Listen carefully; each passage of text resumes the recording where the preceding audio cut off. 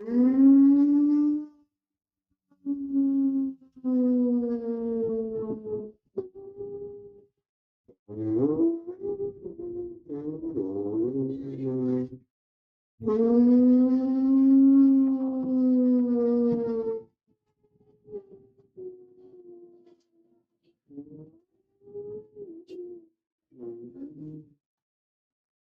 कहानी इस तरह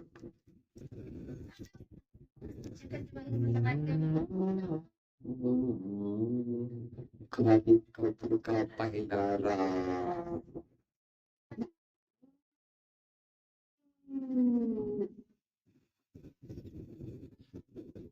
वैसे तो गाँव एक ऐसे कब्रिस्तान के लिए प्रदान था जहाँ लोग दिन में भी अकेले जाने से डरते थे। गांव में एक नियम था, अमावस्या की रात कोई भी कब्रिस्तान की तरफ नहीं जाएगा।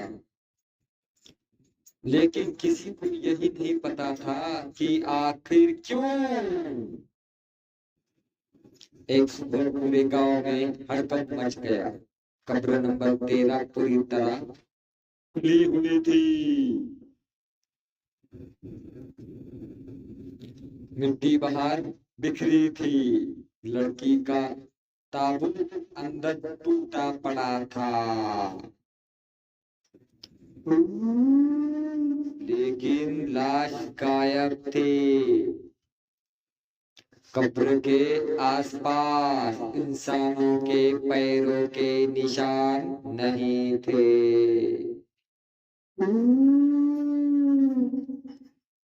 सिर्फ गीली मिट्टी पर ऐसे निशान थे जैसे कोई चीज घिसटते हुए खुद बाहर निकली हो।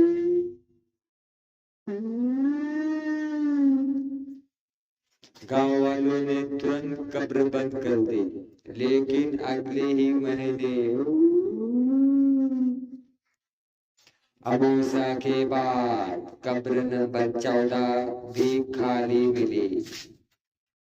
फिर अगले महीने कब्र नंबर 15।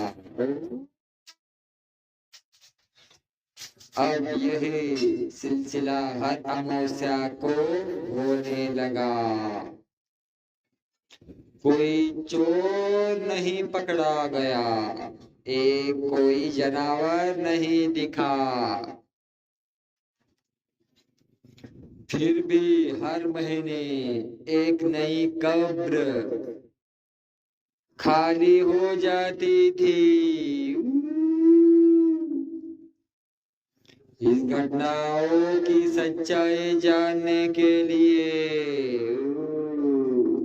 शहर से विशाल अपने कमरे, इस घटनाओं की सच्चाई जानने के लिए शहर से विशाल अपना कैमरा साथ लेके गांव पहुंचा।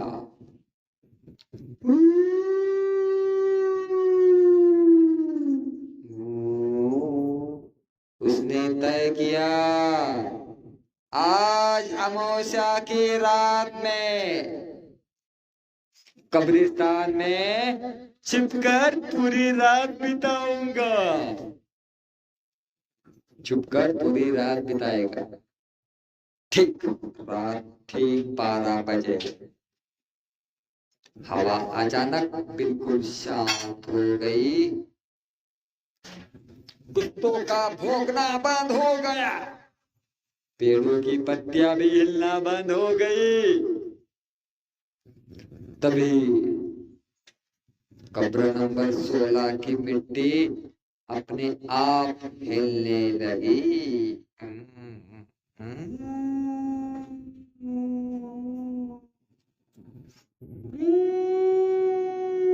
विशाल ने कांपते हाथों से कैमरा उसकी तरफ घुमाया। धीरे धीरे मिट्टी फटने लगी और ताबूत का ढक्कन अंदर से किसी ने धक्का देकर खोल दिया।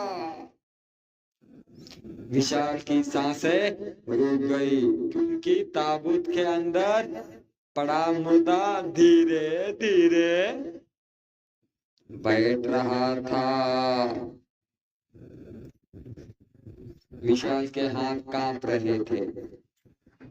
कैमरे की रिकॉर्डिंग चल रही थी, लेकिन स्क्रीन पर बार बार काली लकीरें आ रही थी। कमरा नंबर 16 के अंदर बैठा मुर्दा धीरे धीरे अपना सिर ऊपर उठाने लगा।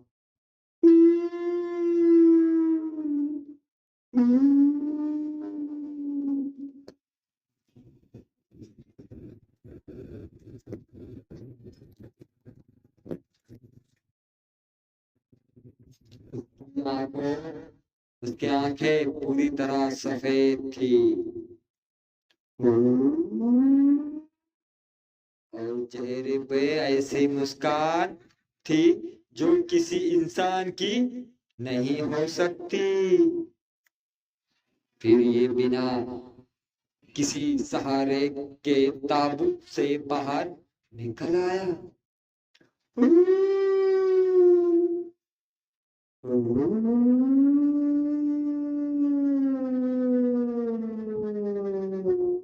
लेकिन सबसे डरावनी बात अभी बाकी थी। उसके पैर जमीन को छू ही नहीं रहे थे। वो मिट्टी से कुछ इंच हवा में ऊपर तैर रहे थे। विशाल ने डरते हुए कैमरे को झूम पड़ा। तभी मुर्दे ने अपना सिर घुमाकर सीधे कैमरे की तरफ देखा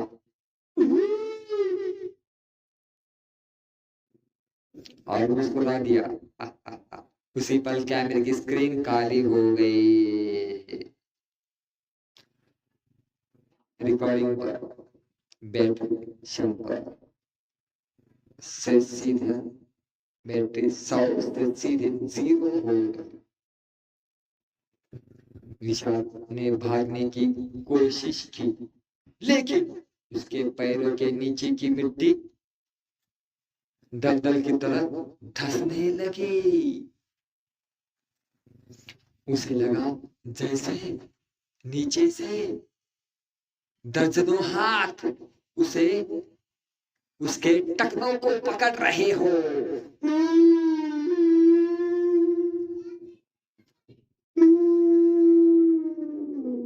तभी कब्रिस्तान के हर कोने से एक साथ आवाज आई, एक और आ गया। विशाल ने पूरी ताकत से खुद को छुड़ाया और दौड़, लेकिन कुछ दूर जाकर वो रुक गए, क्योंकि कब्रिस्तान का मुख्य फाटक गायब हो चुका था।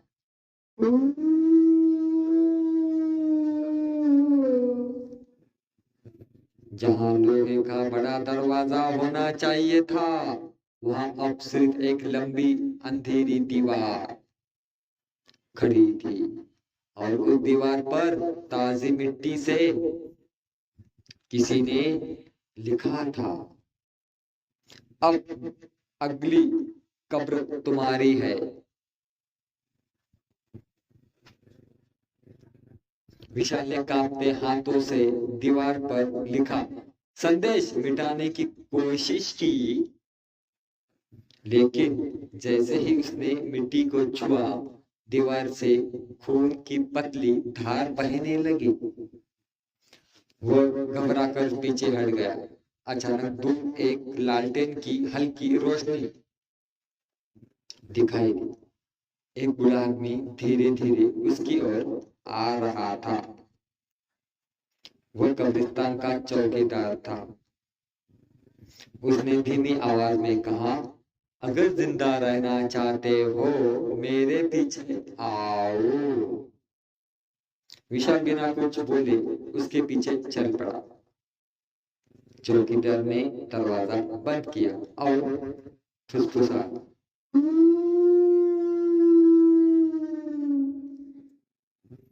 हरामों को एक कब्र इसलिए खाली होती है क्योंकि वहां दफन लोग मरते नहीं, उन्हें कोई हर महीने जगा देता है। विशाल कुछ पूछता उससे पहले बाहर से किसी ने 3 बार दस्तक दी। चौकीदार का चेहरा सफेद पड़ गया। दरवाजा मत खोलना, चाहे कोई भी आवाज दे। लेकिन अगली ही पल बाहर से आवाज आई, चाचा, मैं आपका बेटा हूँ। दरवाजा खोलिए। चौकीदार की आंखों से आंसू निकल आए। मेरा बेटा 20 साल पहले मर चुका है। दस्तक और तेज होने लगी। अचानक झोपड़ी की खिड़की अपने आप खुल गई। तेज हवा के साथ लालटेन बुझ गई। पूरा कमरा अंधेरे में डूब गया। विशाल ने मोबाइल की टॉर्च चलाई, लेकिन चौकीदार वहां नहीं था। जहां वो बैठा था वहां सिर्फ गीली मिट्टी का ढेर था और उस मिट्टी पर ताजे पैरों के निशान बाहर की ओर जा रहे थे। विशाल का गला सूख चुका था। अभी कुछ पल पहले तक चौकीदार उसके सामने बैठा था और अब उसकी जगह सिर्फ गीली मिट्टी पड़ी थी। मोबाइल की टॉर्च टिमटिमाने लगी। तभी झोपड़ी के बाहर किसी के धीरे धीरे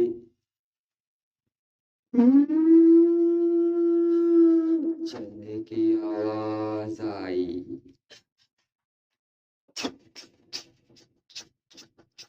विशाल ने खिड़की से झांका। बाहर एक लंबा आदमी खड़ा था। उसने पूरे शरीर पर सफेद चादर लिपटी थी। चेहरा दिखाई नहीं दे रहा था।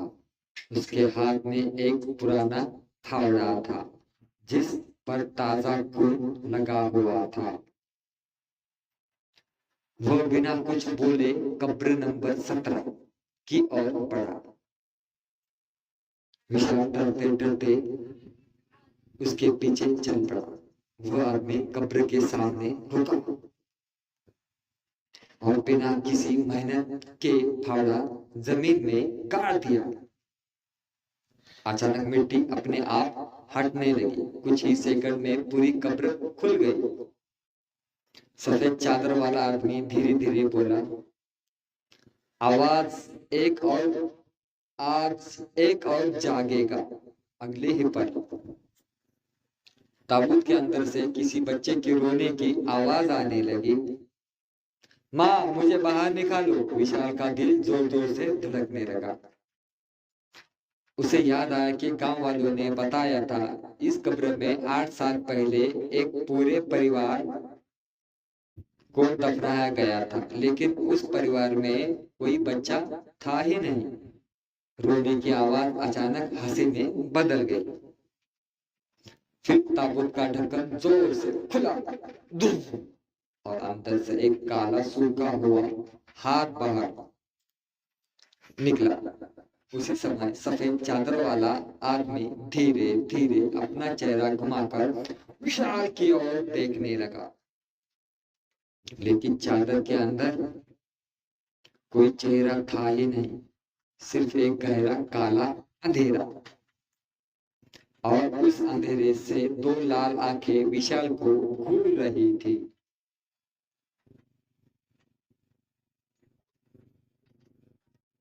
विशाल डर के मारे पीछे हटने लगा, लेकिन उसके पैर किसी चीज से टकरा। उसने नीचे टॉर्च की रोशनी डाली। जमीन पर एक पुरानी डायरी पड़ी थी। उसके पहले पन्ने पर लिखा था, अगर यह डायरी तुम्हें मिली है तो समझो अब अगला नंबर तुम्हारा है। विशाल ने जल्दी जल्दी पन्ने पलटे। हर पन्ने पर एक ही बात लिखी थी, लाश को मत छूना, उसकी धड़कन सुनाई देगी। अचानक थुक थुक थुक। ये आवाज विशाल के ठीक सामने रखे ताबूत से आ रही थी। उसने कांपते हुए ढक्कन को थोड़ा सा उठाया। अंदर एक लाश बिल्कुल शांत पड़ी थी। उसका चेहरा सूखा हुआ था, लेकिन उसकी छाती धीरे धीरे ऊपर नीचे हो रही थी। वह सांस ले रही थी। विशाल ने डरते हुए अपना हाथ उसकी छाती के पास ले जाकर देखा। उसे साफ महसूस हुआ, दिल धड़क रहा था। तभी लाश की बंद आंखें एकदम से खुली। उसकी पुतलियां पूरी काली थी। वो बिना होठ हिलाए बोली, तुम देर से आए, बाकी सब जाग चुके हैं। अचानक पूरे कब्रिस्तान में एक साथ दर्जनों कब्रें की मिट्टी हिलने लगी।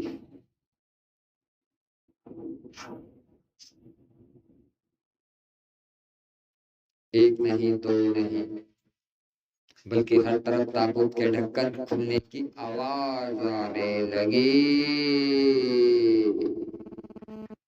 विशाल ने टॉर्च घुमाई और उसका खून चमक गया, क्योंकि चारों ओर दर्जनों काली परछाइयां अपनी अपनी कब्रों से बाहर निकल रही थी। उनकी सबकी नजरें सिर्फ एक ही इंसान पर थी, विशाल।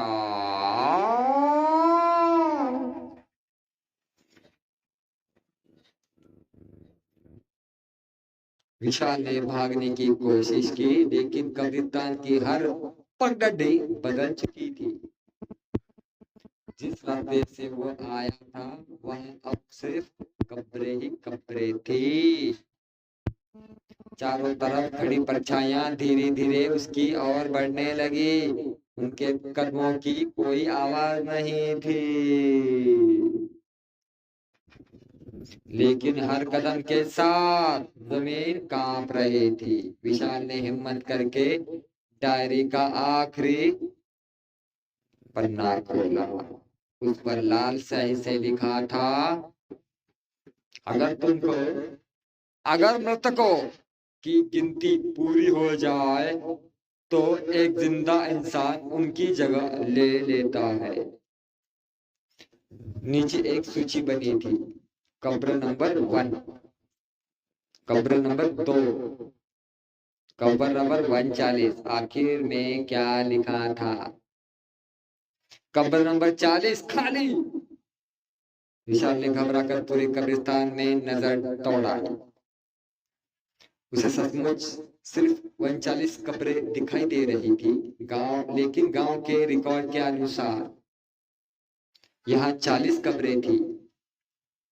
तभी उसके पीछे से किसी ने फुसफुसा कर कहा, 40वीं कब्र अभी बनी नहीं है। विशाल ने पलटकर देखा, सफेद चादर वाला वही रहस्यमयी आदमी उसके पीछे खड़ा था। उसने धीरे धीरे फावड़ा विशाल के हाथ में रख दिया और मुस्कुराते हुए बोला, इसे खुद खोदोगे या हम खोदे? उसी पर विशाल के पैरों के नीचे की जमीन धंसने लगी। मिट्टी अपने आप हट रही थी। कुछ ही सेकंड में उसके नीचे एक नई गहरी कब्र बन चुकी थी और उस कब्र के अंदर एक लकड़ी का ताबूत पहले से रखा हुआ था। ताबूत पर सुनहरे अक्षरों में सिर्फ एक नाम लिखा था, विशाल। विशाल का गला सूख गया, क्योंकि उसने कभी इस गांव में अपना नाम किसी को बताया नहीं था। विशाल पीछे हटने लगा, लेकिन उसके पीछे अब कोई रास्ता नहीं था। जहां अभी कुछ देर पहले कब्रें थी, वहां अब एक पुराना लोहे का दरवाजा खड़ा था। जब उस पर जंग लगे अक्षरों में लिखा था कब्र नंबर 27। विशाल हैरान रह गया, कब्रों में दरवाजा कैसे हो सकता है, कब्रों में दरवाजा कैसे हो सकता है। तभी उसके जेब में रखी पुरानी डायरी अपने आप खुल गई। उसके खाली पन्ने पर धीरे धीरे शब्द उभरने लगे, अगर जिंदा बचना है तो दरवाजा खोल दो, लेकिन याद रखना अंदर जो दिखे उसका नाम मत लेना। विशाल ने कांपते हाथों से दरवाजा को धक्का दिया। दरवाजा खुलते ही पर जैसी ठंडी हवा बाहर आई। अंदर सीढ़ियां थी जो धरती के बहुत नीचे उतर रही थी। उस सीढ़ी पर सूखे खून के निशान थे।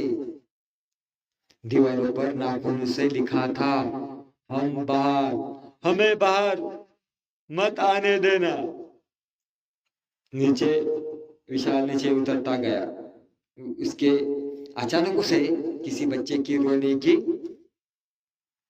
आवाज सुनाई दी, भैया मुझे यहाँ से निकालो। आवाज बिल्कुल पास से आ रही थी, लेकिन वहां कोई नहीं था। फिर एक और आवाज आई। इस बार वह विशाल की अपनी आवाज थी। विशाल पीछे मत देखना। उसका दिल जोर से धड़कने लगा। फिर भी उसने हिम्मत करके धीरे धीरे पीछे देख ही लिया। सीढ़ियों पर उसकी शक्ल का दूसरा आदमी खड़ा था, हम शक्ल। उसकी आंखें पूरी काली थी और उसके होठ पर डरावनी मुस्कान थी। वो धीरे धीरे बोला, मैं पिछले 20 साल से तुम्हारा इंतजार कर रहा हूँ। इतना कहते ऊपर का लोहे का दरवाजा जोर से बंद हो गया। पूरी सुरंग अंधेरे में डूब गई और किसी ने विशाल का कंधा पकड़ लिया। विशाल ने घबरा कर कंधे पर रखा हाथ झटक दिया, लेकिन पीछे कोई नहीं था। मोबाइल की टॉर्च अपने आप जलने और बुझने लगी। उसकी रोशनी में दीवार पर एक तीर बना दिखाई दिया। तीर के नीचे लिखा था, आगे मत बढ़ो, यहाँ से कोई जिंदा वापस नहीं गया। लेकिन पीछे लौटने का रास्ता बंद हो चुका था। विशाल ने आगे बढ़ना ही ठीक समझा। कुछ देर चलने के बाद सुरंग एक विशाल गोल कमरे में खुली। कमरे के बीचों बीच एक काली पत्थर की कब्र थी। वो बाकी सभी कब्रों से अलग थी। कमरे के बीचे बीच एक काली पत्थर की कब्र थी। वो बाकी सभी कब्रों से अलग थी। उस पर कोई नाम नहीं लिखा था, सिर्फ एक तारीख, 17 जुलाई 2026। विशाल सामने रहेगा। ये तो आज की तारीख थी। अचानक कब्र का पत्थर अपने आप खिसकने लगा। अंदर एक लकड़ी का ताबूत रखा था।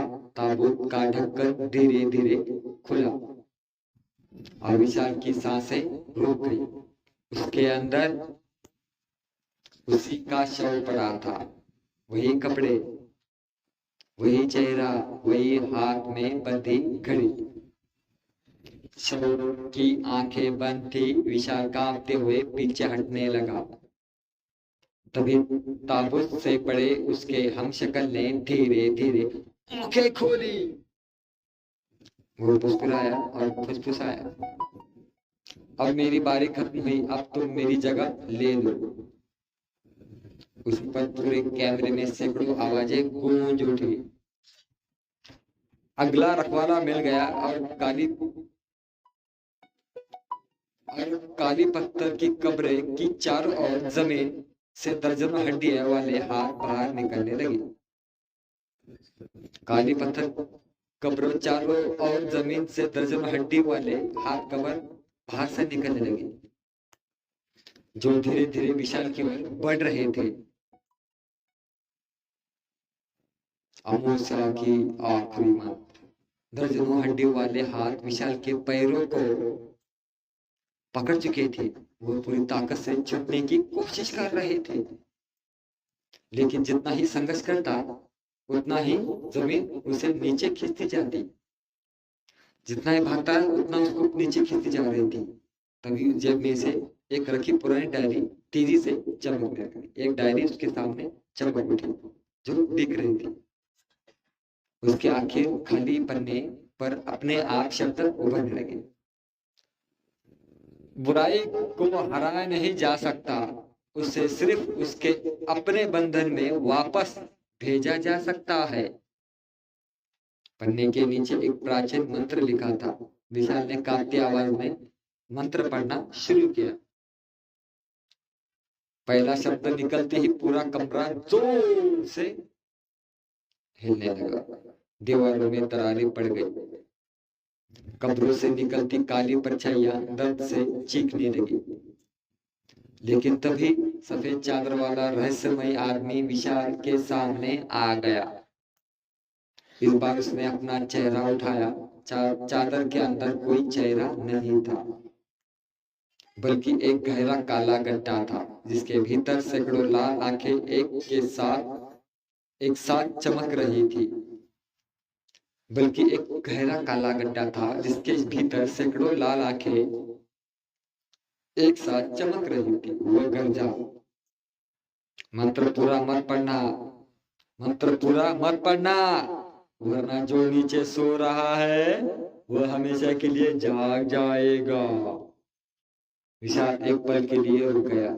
क्या वह सच बोल रहा था या उसे रोकने की कोशिश कर रहा था? उसी समय जमीन फट गई। नीचे से एक विशाल पत्थर का दरवाजा दिखाई दिया। उस पर जंजीरों से बंधा एक वाक्य लिखा था, इसे कभी मत खोलना। लेकिन जंजीरें धीरे धीरे अपने आप टूटने लगी।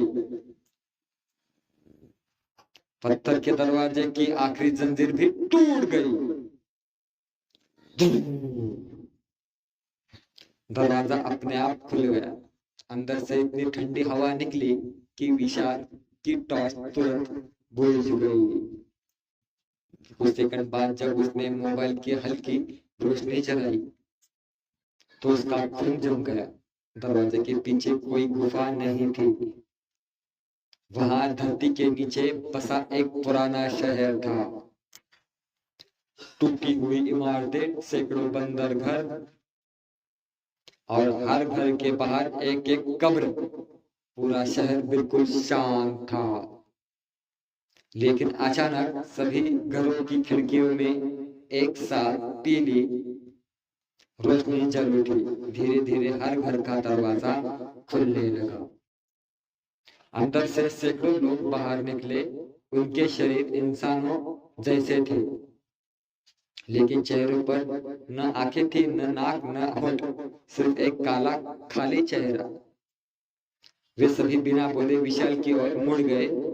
फिर पूरे शहर में एक साथ एक ही आवाज गूंजी, रखवाला लौट आया। विशाल समझ नहीं पाया कि वे उसे ऐसा क्यों कह रहे थे।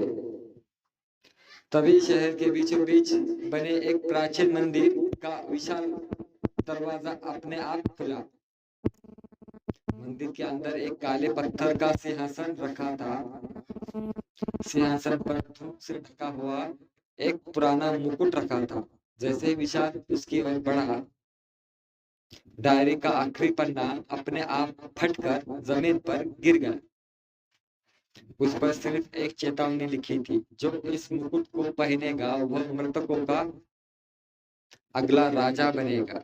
उसी क्षण पीछे से किसी ने विशाल के सिर पर ठंडा हाथ रख दिया और एक धीमी आवाज आई, तुम पहले भी यह मुकुट पहन चुके हो, बस तुम्हें याद नहीं। विशाल ने कांपते हुए पीछे मुड़कर देखा और जो चेहरा उसने देखा उसे देखकर उसकी चीख पूरे भूमिगत शहर में गूंज उठी। विशाल ने जैसे ही पीछे मुड़कर देखा वो दंग रह गया। उसके सामने खड़ा आदमी वही था, वो चेहरा, वही कपड़े, लेकिन उम्र लगभग 70 साल से ज्यादा। सफेद बाल, झुर्रियों से भरा चेहरा और आंखें में अजीब सी उदासी। बूढ़े विशाल ने धीमी आवाज में कहा, मैं तुम्हारा भविष्य हूँ। विशाल के मुंह से आवाज तक नहीं निकली। बूढ़ा विशाल बोला, सालों पहले मैं भी इसी कब्रिस्तान में सच जानने आया था। मैंने लालच में ये मुकुट पहन लिया और उस दिन से मैं श्राप की रखवाली करने लगा। उसने कांपते हाथ से मंदिर के सबसे अंधेरी दीवार की ओर इशारा किया। वो एक विशाल पत्थर का वहां एक विशाल पत्थर का ताबूत रखा था।